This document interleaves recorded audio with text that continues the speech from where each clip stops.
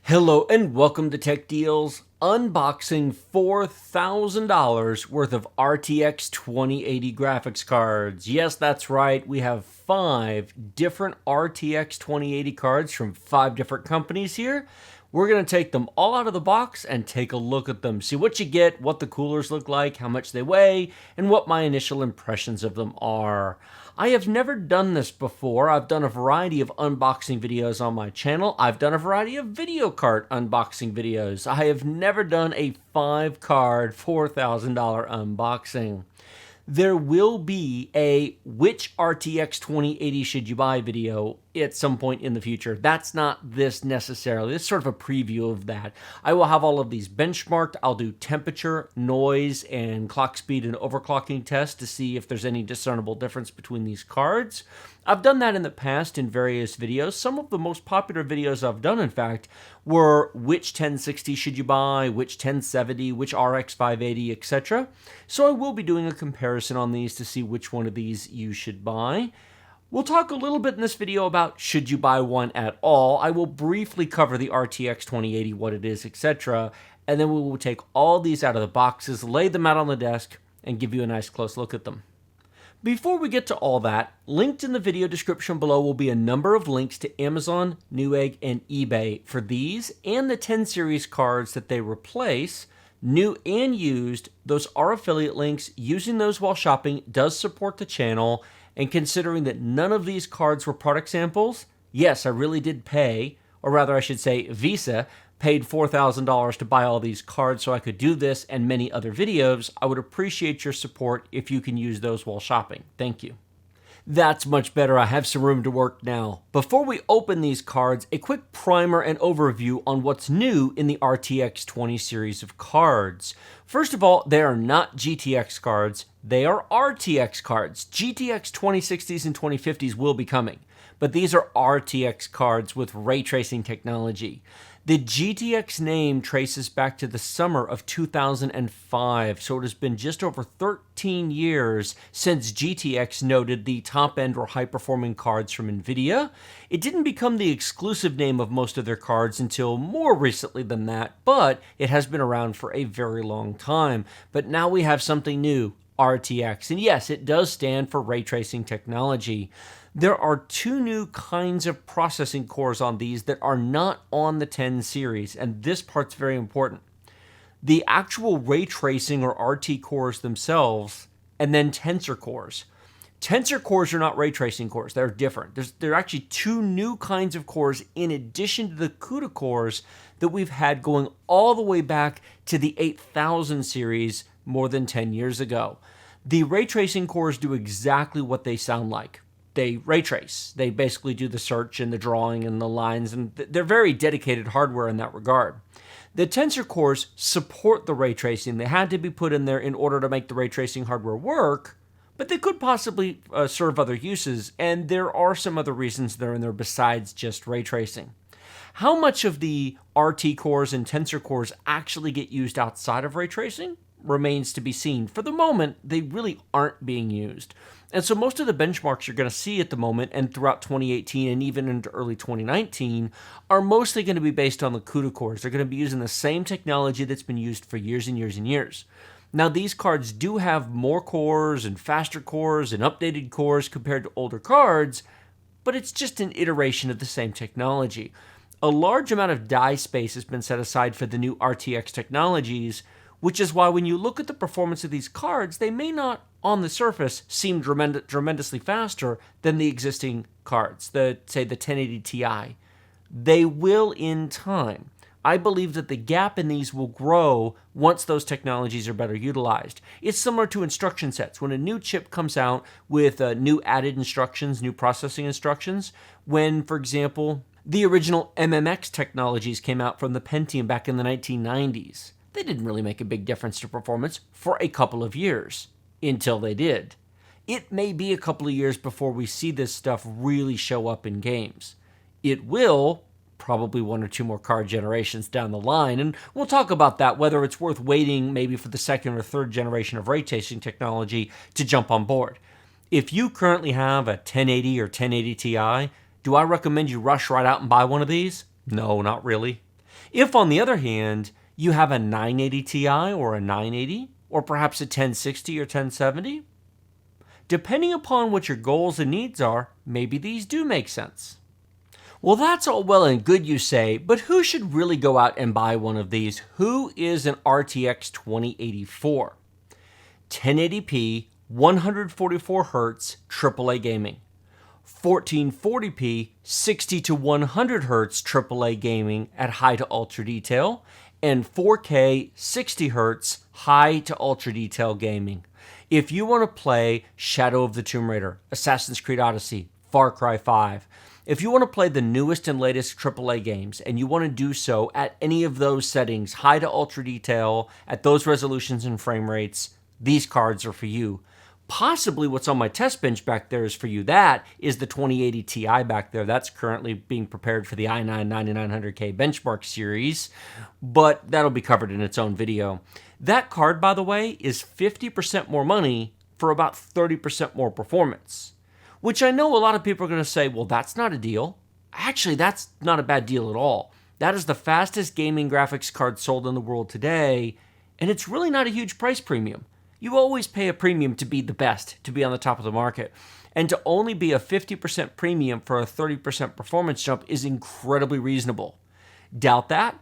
Go price first-class airline tickets, cars, purses, watches. Go see how expensive a luxury watch is.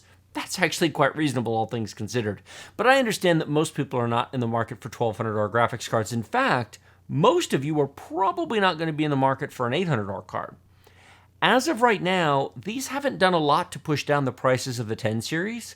It probably will take some time into next year with AMD's release of Navi, the 7nm card coming next year, to really start pushing prices down. So if you're waiting for a price drop, 6 months, 8 months, somewhere in there, before we really see something that's going to move prices. If you can wait, well, you'll always, well, I say always, you will generally get a better deal unless cryptocurrency mining comes back. When that was around in January of last year, graphics card prices went nuts. Who knows? If it comes back in January of this year, $800 for these might seem incredibly reasonable. We'll have to see. Now, the very first question some of you may be ready to run down to the comment section below and ask is, wait a minute, all those numbers you just gave me, they sound exactly like what a GTX 1080 Ti is recommended for. Why wouldn't I go buy one of those? They're cheaper. You'd be correct. The GTX 1080 Ti is only maybe 5% slower than these cards. It's a very, very small margin, not a huge one, not one that I'd personally worry about. The GTX 1080 Ti is less expensive. Right now, new cards are about $100 less expensive than these are, $700 versus $800. No brainer then, go buy one of those.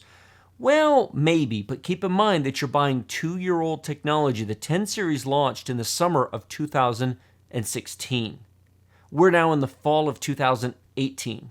That does not make those cards bad overnight. That doesn't make it obsolete overnight, but there will come a point in the next couple of years where NVIDIA scales back development of GTX technology and pushes and pushes and pushes the new RTX technology.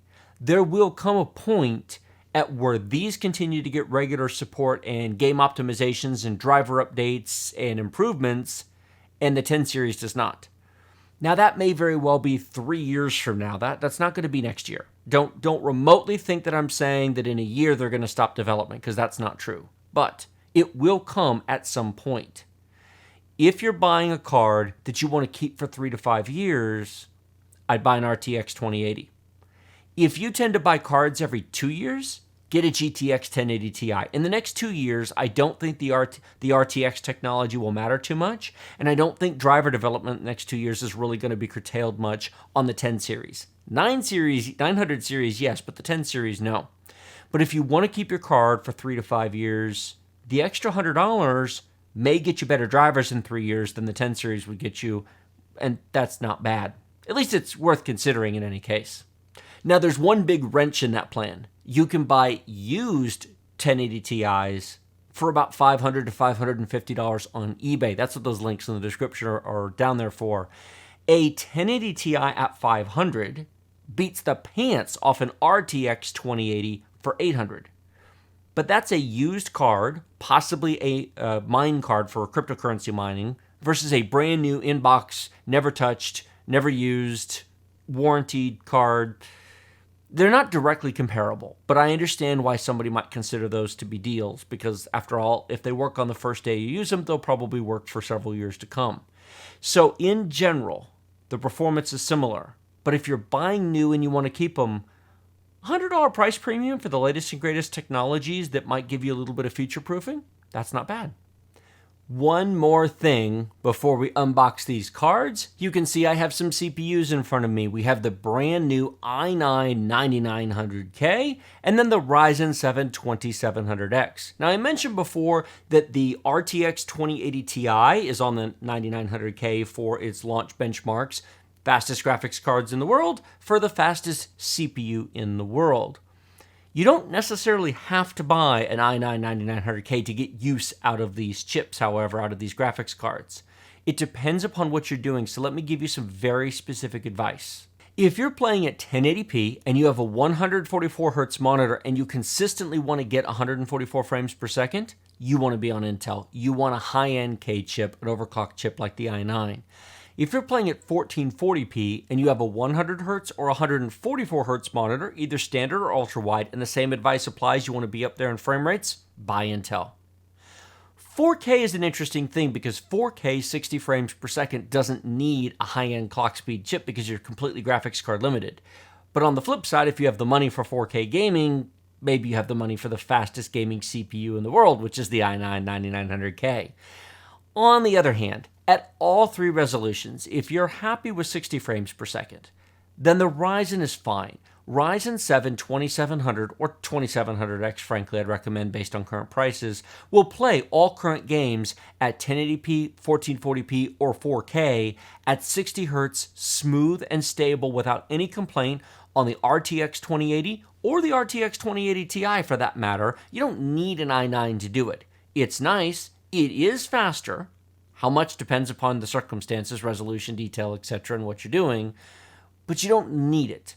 It's $350 more, give or take, with cooler motherboard and chip than the Ryzen 7 2700X. Is it worth the money? That's a personal decision. I'm kind of on the fence that if you're spending $1,200 on a graphics card, go ahead and get the i9. If you're spending $800, it's a big, big maybe because, well, it's a compromise choice. It's a compromise choice, but they're both really fast, so don't take that to mean that they're bad, just best, almost the best. Before we open up any of these cards, I want to give you guys a huge disclaimer. All of these cards are based upon the launch PCB, printed circuit board. There's no customizations yet. That will come in the Amp Extreme and the Classified or the Kingpin Edition or the ROG Strix from ASUS. Those will be later customized cards. They're not here yet. So out-of-the-box performance is going to be very, very similar. The clock speed differences between these cards are 1 or 2%, 2.5% at most. Sound, noise, temp is going to be a much bigger difference. And we'll take a look at those when I do the which one should you buy comparison. And I might redo it once customized expensive cards come out. They're usually not worth the money for the performance they give you just because you want something flashy and fancy. But when I take these out of the box, what you should be looking for is size, appearance, brand preference. Some of these cards are longer. Some, such as the Gaming X Trio, are taller. And some, such as the EVGA, are thick. So do you prefer a long, tall, or thick graphics card? That's ultimately up to you, but I'm going to lay all these out. I'll put them in each direction once we take them out of the box, and you can see which one you prefer. One of the things that I hope to do in my new filming studio is set up my unboxing area with a camera overhead, although actually where the microphone is at the moment, you can't see it, but it's just right here, it would be in the way, because it'd be really cool to double film these as I take items out of the box and be able to switch in post between the footage here and the footage overhead and show you that perspective. We're not there yet, but the hope is to get multiple camera angles when we do these. That is a long card. Well, that's pretty cool. This shows you a logo on the box. I guess it doesn't mean much, but this is an unboxing video, sort of, and an overview. So we're going to show you what these look like. Zotac Gaming. Full disclosure, the card back there on the test bench, the 2080 Ti, is also Zotac. I thought about unboxing it for this as well, but it's identical to what's in here, so why? Can we open it? I want to take care of the boxes and keep them all in great shape so we can display them. There, ooh, here we go.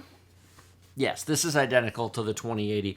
I would expect that if you buy a 2080 Ti of any of these, it will look exactly the same in the box. The circuit board design, the initial launch cards are all the same. Very nice. Very cool. There is an envelope here that has no disc in it. What do you need a disc for? You're going to go to NVIDIA.com and download the drivers anyway. Inside here is the #1 gaming mini PC. Ah, yes, Zotac is advertising their Zotac mini PCs. Maybe one of these days I'll talk them into sending me one. For media systems, for students going off to college and other limited space things. A quick installation guide. Put the card in your computer. Let's see what's in here. Yes. That actually, that's interesting. This shows how to connect to different monitors, televisions, using DVI, HDMI, DisplayPort, and which adapters to use and how to get them to connect. Okay, fair enough. Zotac got this right. Please make sure you have the latest GeForce drivers. Download them at GeForce.com. Quick side note. If you have an older card in your system, maybe not a 10 series, maybe a 9 series, if you have an AMD card in your system, don't just, yes, you do have to uninstall the drivers. Don't just uninstall them. I always use Display Driver Uninstaller. Google it, it'll be the first thing in the menu. Display Driver Uninstaller does a good job of actually removing all of, I need to do a video on that, of removing vestiges of old drivers. Run it in safe mode. Hold down Shift when you restart your computer. Go into troubleshooting. It's like 2 or 3 different steps, which is why I need to make a video on it. But you ultimately want to restart in safe mode. Run it, clean everything. Run it on Intel, run it on AMD, run it on NVIDIA, and then reboot, and then download the latest drivers. Once we take off the cardboard cover, it's foam. But there are some nice things in here. We have a 6-pin adapter. This is... Honestly, if you're spending $800 on a graphics card, don't use adapters. I would never, ever use these. It's not a knock against Zotac. I would not use adapters for an $800 video card. If you have $800, you have $50 or $60 or $70 to buy a decent power supply. But this is an adapter. And this is another one. 2 6-pin to 1 8-pin. But what you want to see is the graphics card. Oh, I tore the bag taking it out. Boo. That was my fault. Side note, it didn't come out of the box when I turned it upside down, but there's actually a plastic sleeve in there that is separate from the outside. So there's actually 3 packages in one. There's this outside cardboard box, a plastic sleeve, and then the cardboard box inside. And when I dumped it, it just didn't come out. I tried pulling it out. It was really stuck in there, but it's a printed sleeve, and well, I don't think you care, but it's in there. That is a card and a half. Wow. Zotac Gaming, live to game. I am so glad that they don't have a bunch of colors all over this. If you want a black card that doesn't mess up your system, here you go. Black, black, all black. I do believe the ports are going to be the same on all these cards, so I'll go ahead and read them out to you now. We've got a display port. We've got 3 display ports, and those should be 1.4s, an HDMI 2.0, and then a USB 3.0 Type-C connection for future expandability. I don't think... I'll have to look and see if that's... I don't think that's a Thunderbolt port. I think that's for VR. One thing that's nice about this card is it is no higher, it's no taller in Z-depth than the actual slot. If you have a case that has plenty of length, but not tons of height, it'll fit very nicely. Now, it is thicker than 2 slots. So if by chance you want to put 2 of these together in NVLink, and I didn't mention that earlier because very few people are going to do that, the SLI connectors are gone. It's NVLink now. It's different. I'll cover that in a future video, not now. then you're going to need slot spacing.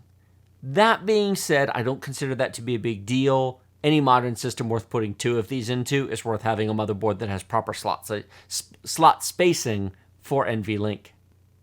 Next up, we have the ASUS Dual Fan Overclocked Edition. This is actually the slowest clocked out-of-the-box card, as near as I can tell, of any of these here, by like 1%, which you'll never notice. I suspect that many of you would love to have seen the ROG Strix card here, but the ROG Strix won't come until they do a custom PCB and probably 2 8-pin connectors. So for now, we have this. But the benefit to this card, and it'll be worth testing to see how well the noise and temps go, this is also the smallest card on the desk, and so if you have a confined case and want something smaller that isn't a monster like that Zotac, this might be worth considering.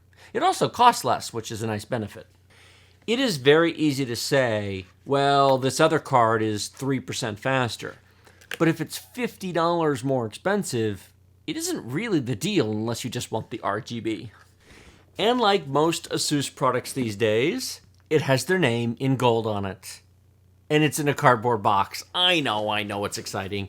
That is why I'm doing all 5 of these in one video, rather than stretching this out. If I did 5 unboxing videos, hello and welcome to Tech Deals. Here is the third 1080 that you've seen so far. It would get boring.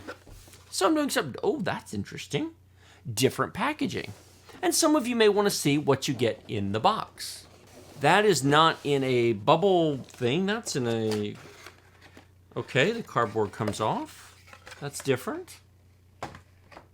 It's wrapped in that's unpacking steps. Okay. Now, this might be overly complicated, but there's a diagram. Unpacking steps, packing steps. ASUS, really? That's overly complicated. I guess I will follow the unpacking steps. Lift the flaps up. All right, lift the flaps up. Oh, fold down flat. Seriously? I have to follow instructions to take this out? Oh, okay. Once you fold it flat, then you can take this out. I mean, no, it's not overly complicated, but it's overly complicated. But it's well protected. No, fair enough. Holy.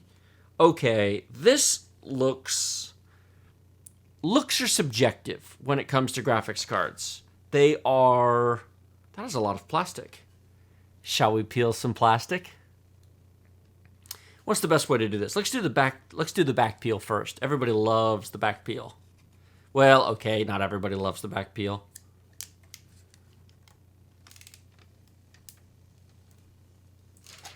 There we go.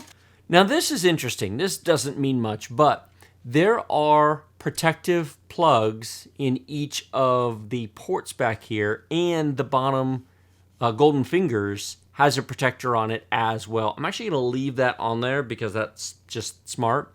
The Zotac card did not have these. The Zotac card did not have them on... I did that. Did not have them on here, or... I'm just dropping things everywhere. Yeah, I don't need to keep those. And oh, that's interesting. They did not put protection on the golden fingers on the NVLink, but they put them here and they put it here. Fair enough. Let's peel some more plastic, shall we? Now, if you're watching this going, who cares about the peeling of plastic? That's one of the most requested things I get when I unbox things. How come you don't show us the peeling of the plastic? Fine, I will show you the peeling of the plastic. I should get a nice, I should put the microphone right next to it and do some ASMR video.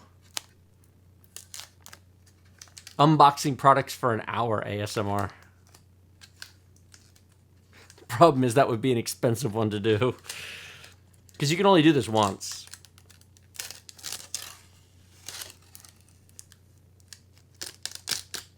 One piece. Success. I don't know if you can see, that is not a 2-slot card. That is a thick card. This is thicker than the Zotac, but not as long. 2 fans, much shorter, and so if you have height in this direction, but you don't have distance and length in that direction. Do you want it longer? Okay, I'll stop with that, sorry. The back is different. Take a look at the back. This is not black on the back. This is a white and black pattern, which you will love or you will hate. And then you can see the ASUS and GeForce logos right there. No RGB or anything fancy. It's a launch card. What do you want? But we'll see what the temps and the noise are on this, because if you want something of this size, all jokes of size aside, if you want something of this size in your case, will it be loud? Will it be cool? Will it be quiet? We'll find out. So you can see the card here on the desk, and I'll put them each here in succession before I put them all out. That'll take some rearranging of everything. It does come with a manual with basic instructions in a bajillion languages. And ASUS is including a CD, well, or a DVD, I'm not sure which. In addition to drivers that you should not use, it also has their tweak utility. ASUS has their tweak overclocking utility. You can use it. Me personally, I use MSI Afterburner on all my cards. What you use is up to you, but they provide that. Next up, we have the Gigabyte Gaming overclocked card. They also have the WinForce, which is basically, as far as I can tell, the same card with a slightly lower boost clock speed. Get the gaming. Now, they will have an Aorus Extreme card with their Aorus branding at some point in the future, but just like Kingpin and ROG Strix, those cards will be custom and will come out later and probably cost more money. For now, we have the gaming card.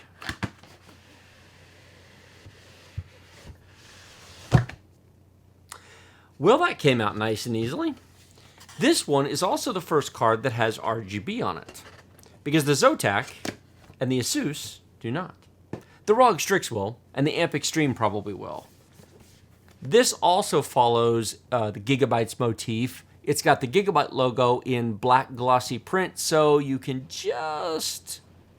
There we go, you can see it now. It's a cardboard box. You'll probably never look at it again. Oh, that's nice. Let's hold that up. Same thing, glossy Gigabyte name. I would give you my usual speech on quality products and quality pack. These are $800 video cards.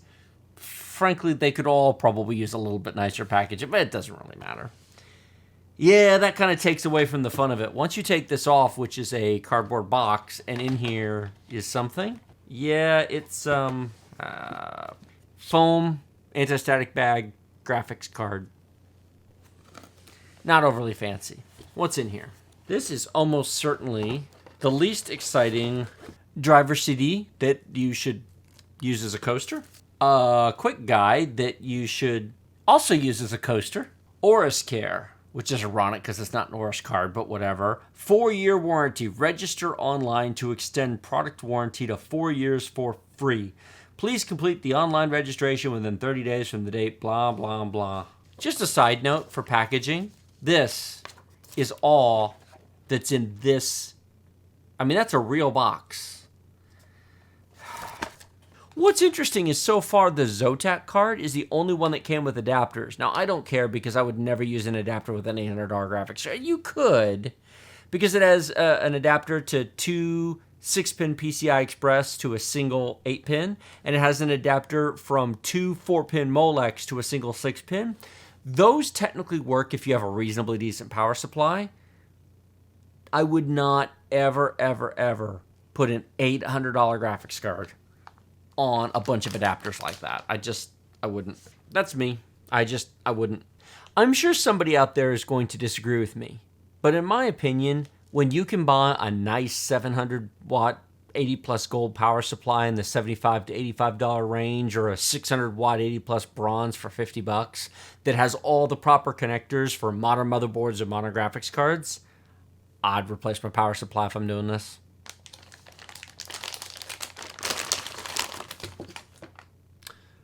Oh, now that's interesting. Was this on the end?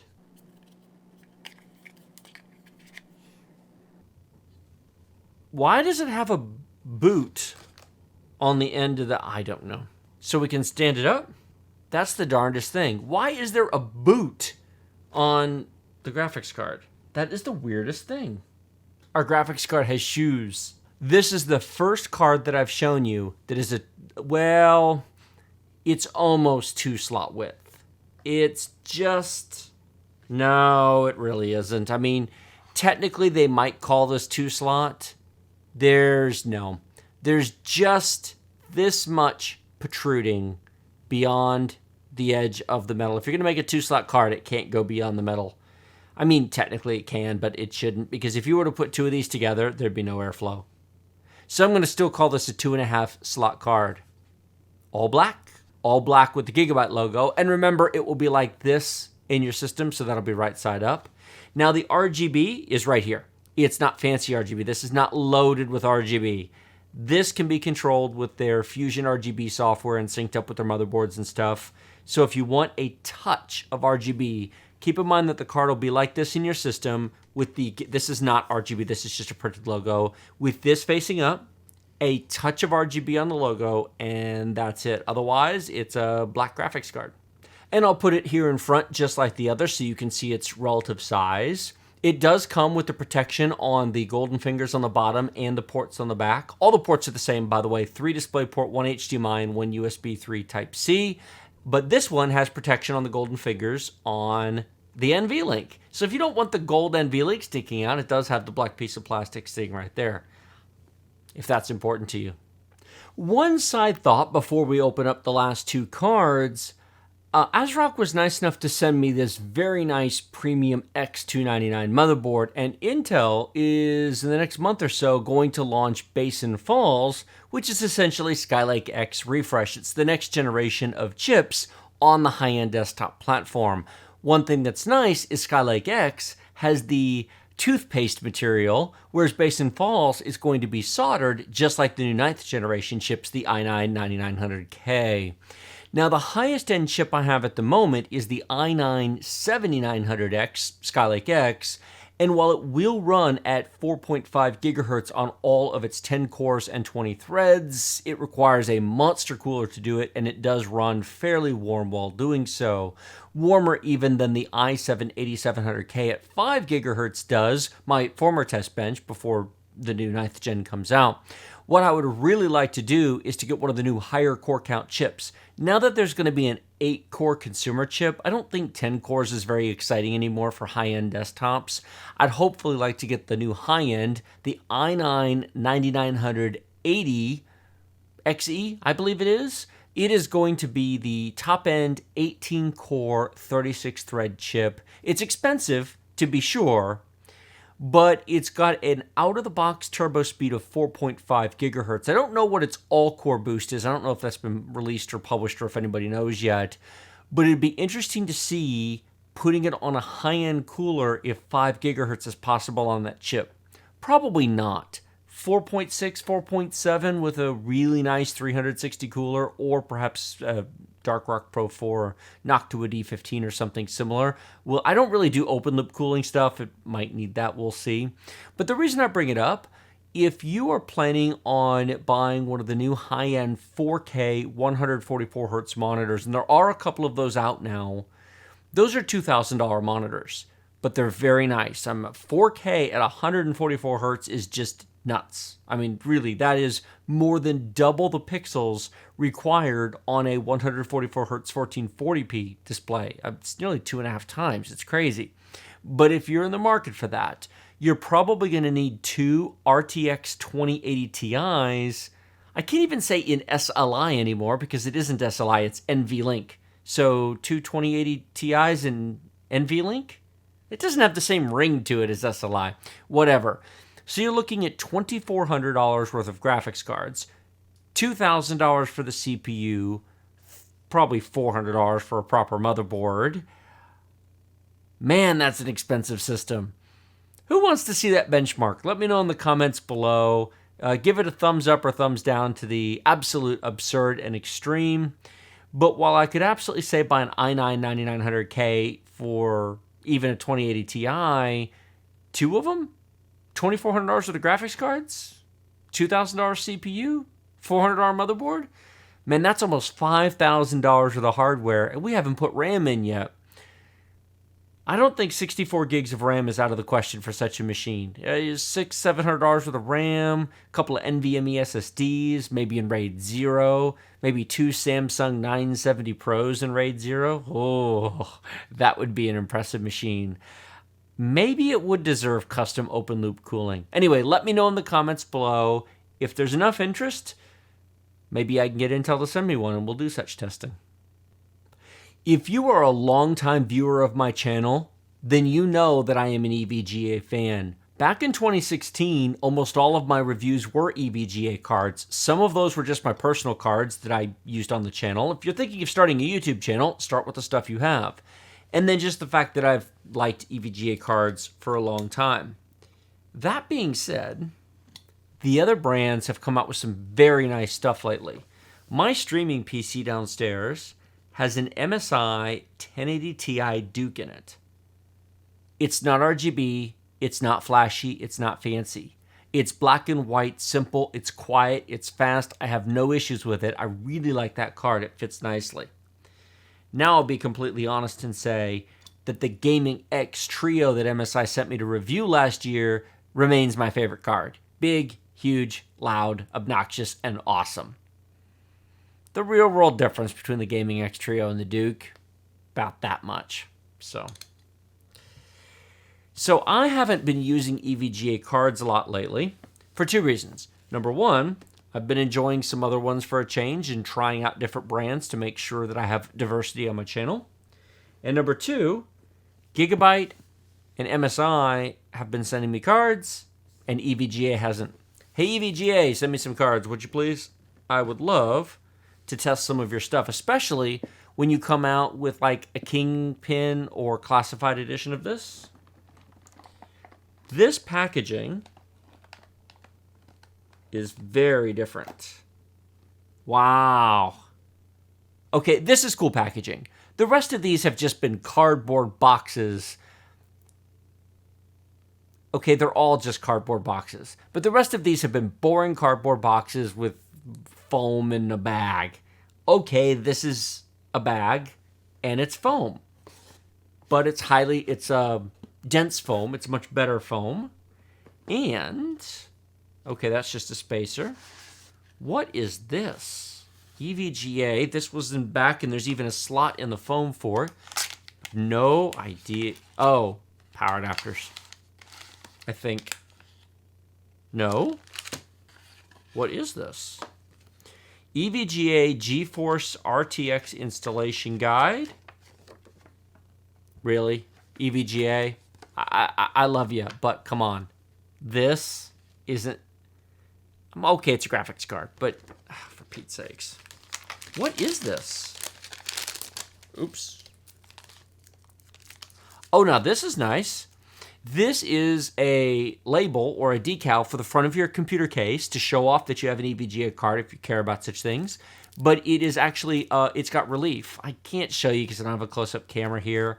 But this is one of the nicest case labels. It's metal. It's raised. It has relief. It has detail. That is one of the nicest ones I've ever seen, bar none. Let's open this up. What is this?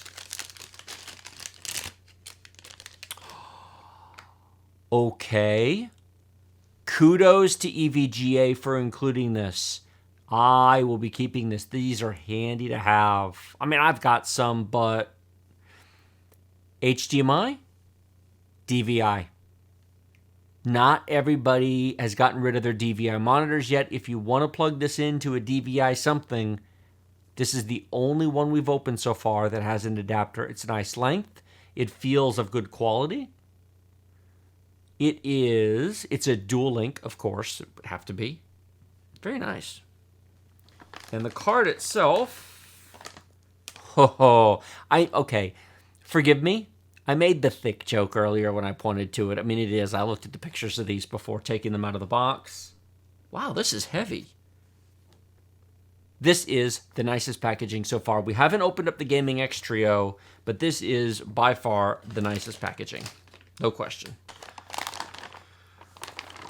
Oh boy. That is... Yep. I'm not even going to say it.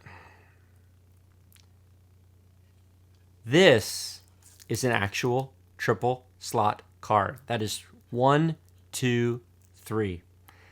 I made the comment earlier before I unboxed any of them when I said Zotac is long, the Gaming X Trio is tall, and this is thick. Seriously, it is a triple slot card. It's a true one. It takes all three there. That's really nice looking. This clear, I'm curious to see what and how it lights up. I have not looked at any videos or anything else of these. That is very nice. There's some very nice back relief detail right here. You can actually put your finger in there. Now, is that actually going to provide any cooling or doing anything for the card? Yeah, probably not. Let me know in the comments below whether or not you want to see thermal images of the card with like a FLIR, an infrared camera, when I actually do the testing to see how much heat they're producing, if there's any hot spots or not. Now, there is no plastic to peel off of here, but we have plastic to peel here. Can we get it in one piece? Oh, no. Almost. We'll try it this way. Yes, I know this video is running long. That's why I put all the details at the beginning of the video. If all you wanted to hear was my initial take on RTX cards, you're probably not even watching anymore. But if you are watching, thank you. I appreciate it. One piece. She's happy.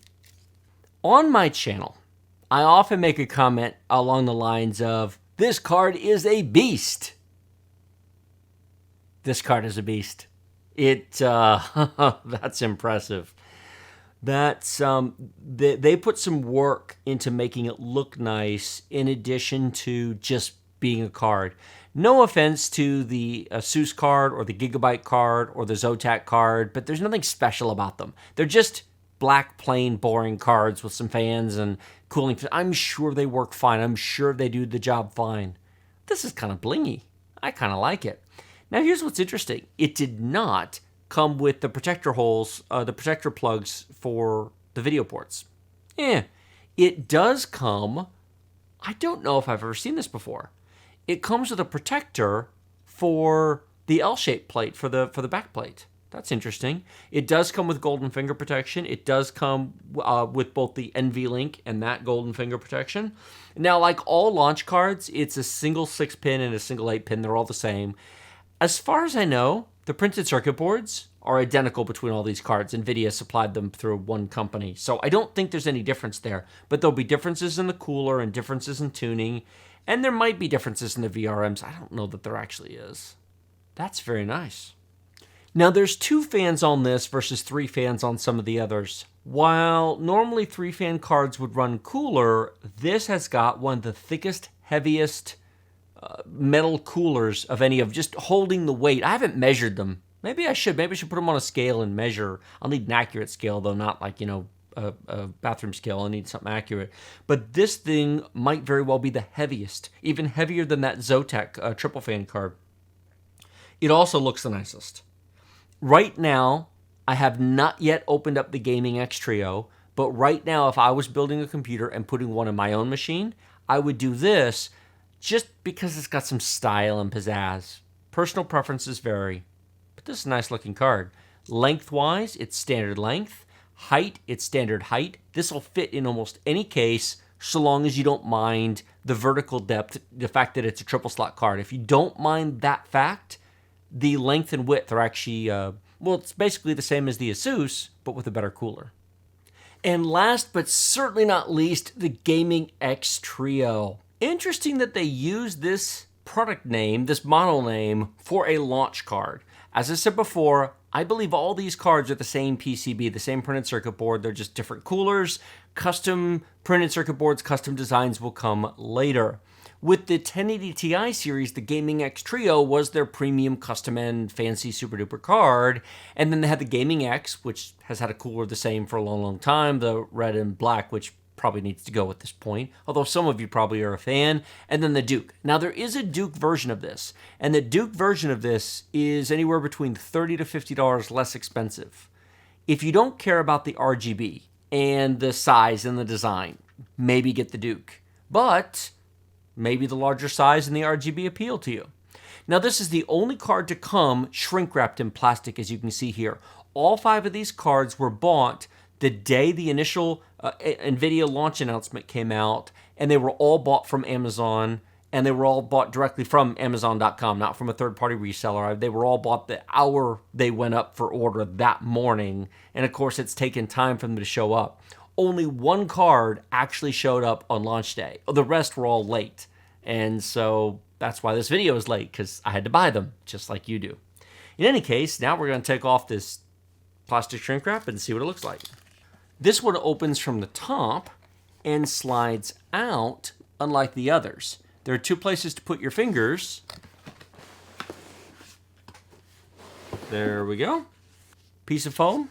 This is pretty typical. MSI's envelope, if I can get it, it's got that same black print that Gigabyte does.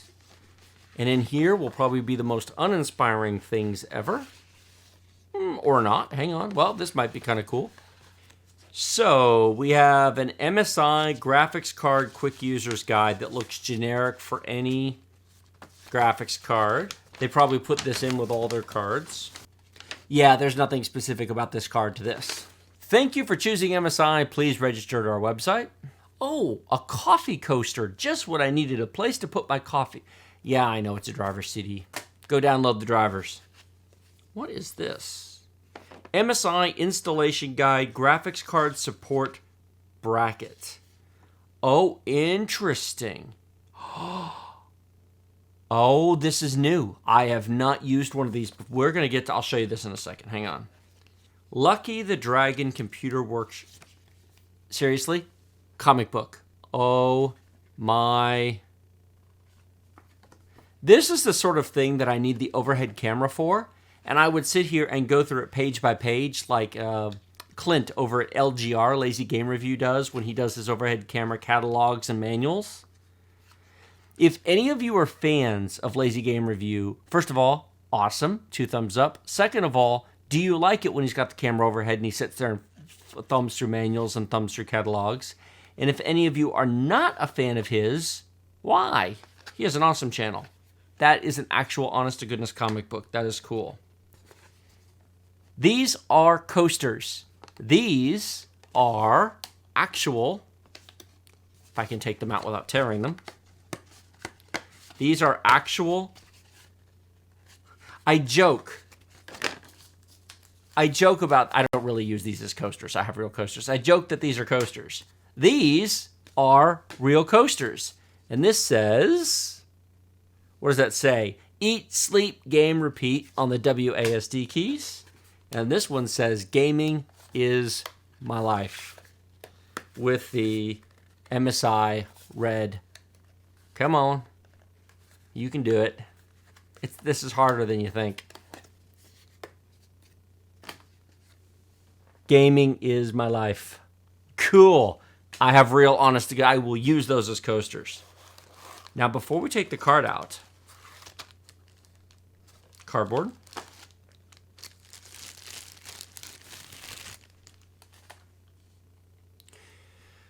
Well, it says true gaming, so it must be true. This is cool. I am really interested to try this in a case. This card has to get a build now. This can't just be put on a test bench. I need to find out whether or not this makes a difference. I'll put that down there for a second. And really, a 6-pin to an 8-pin adapter. I won't repeat my speech from before. Whoa. Okay, the packaging's not impressive. It's just foam. There's nothing special about this package. This packaging could be not. Hey, MSI, I love you. Look at EVGA's packaging. Learn something. The packaging is boring. The card already looks nice. Okay, this weighs a ton. This is heavier than the EVGA card. This is the heaviest card here. No, I don't even have to weigh it. Wow, that weighs a ton. Okay, let's take that out of the packaging. So we have long, we have tall. This is tall. Okay, we won't even make the joke, sorry. Long, tall, wide, thick, yeah. Sorry. I know I shouldn't make jokes like that. Wow. Let's go ahead and peel this off. This is just warning you 0 fan speed. The fans do not turn when the card's not in use. One piece, no! 2 piece. Shh. Remove this part to use, NVLink. Oh, that's interesting. Because of the hard connection, you actually have to take part of the PCB off. Go ahead and peel that off. There are 2 screws here. This plastic has to come off to use NVLink because the NVLink is right here. And it would have to come across, and it can't. It doesn't fit. So they have to make part of the plastic removable. This is amazing looking. Oh, hang on. We got 3 more plastic bits right here on the... These are annoying always because they're just so hard to get your thumb under and take them off. This is very firmly attached. Of course, I don't want to scratch up the fan, but this is gorgeous. It's heavy. It's actually hurting my hand holding it. Oh, I'll just rest it like that. I'm trying to hold it up so you guys can see, but, you know, I might edit this out. Or I might look at the length of this video, which I have no idea how long it's going to be, because I filmed these in parts and then put it all together and edit. I have no idea how long this is at this point, but...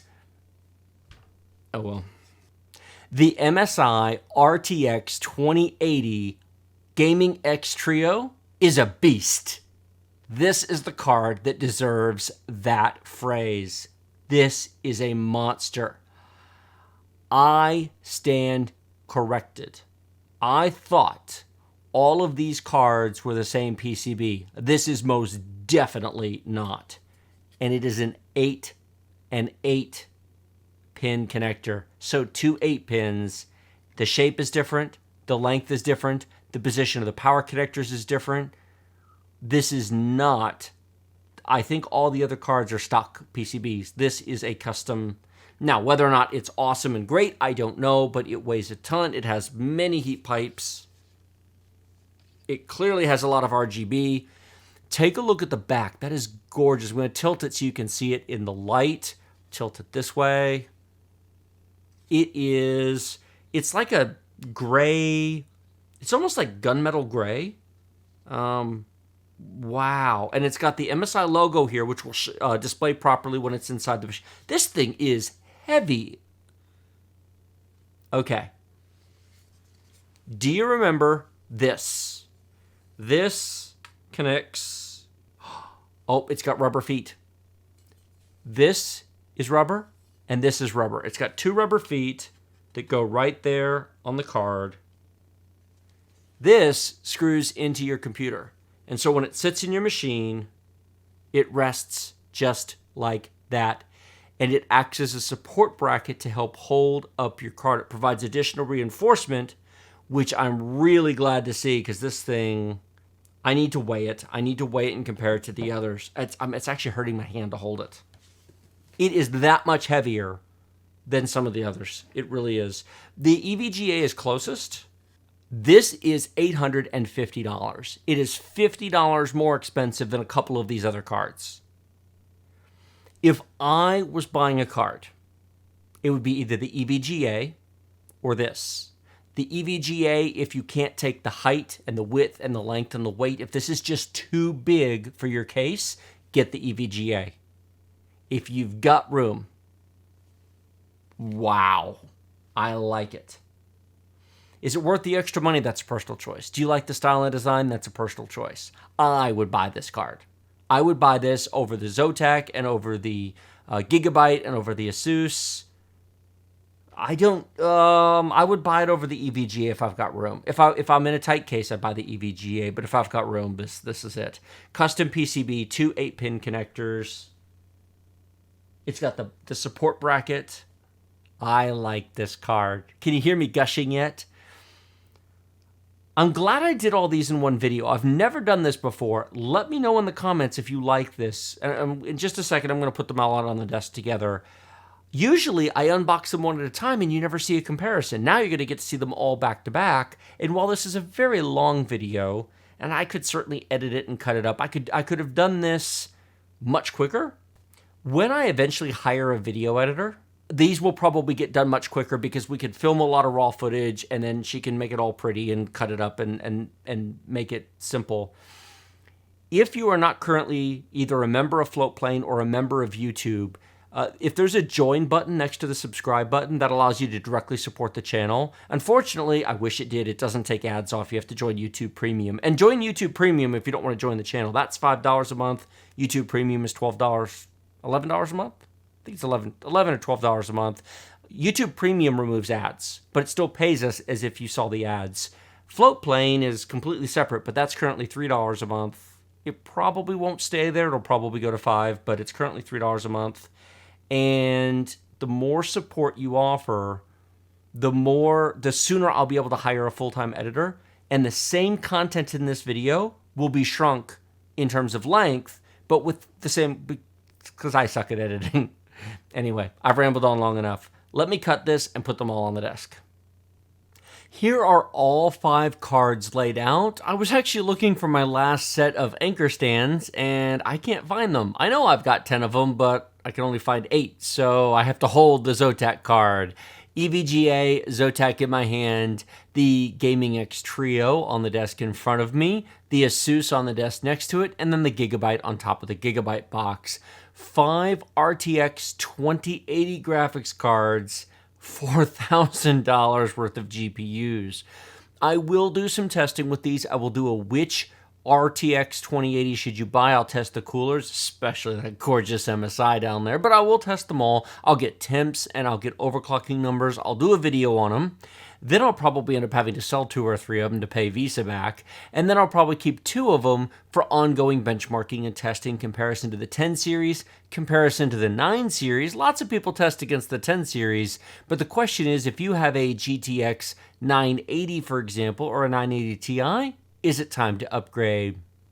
Like this video if you like it, share it with your friends if you loved it. Remember to subscribe to my channel with that big huge red button directly below. Hit the bell notification icon to be notified of future videos, and hit the join button that's next to the subscribe button if you have a join button to directly support the Tech Deals channel. You'll get a loyalty badge next to your name and comments down below, a loyalty badge in live stream comments, and special emoji that you can use here that is not normally available on YouTube. That's just for comments on the Tech Deals channel. You can also join Floatplane for early access videos. Links to that down in the description below. And as I said, links to all of these and the previous generation cards will be down in the video description below. Amazon, Newegg, and eBay. If you are interested in helping and supporting this wonderful adventure that we're going on, please use those when shopping. It really does help. Even if you don't buy one of these cards, it doesn't matter. Use them. It's appreciated. Thank you so much for taking the time to watch this very long video. I appreciate you being loyal and faithful members of the Tech Deal Nation. I will see all of you next time.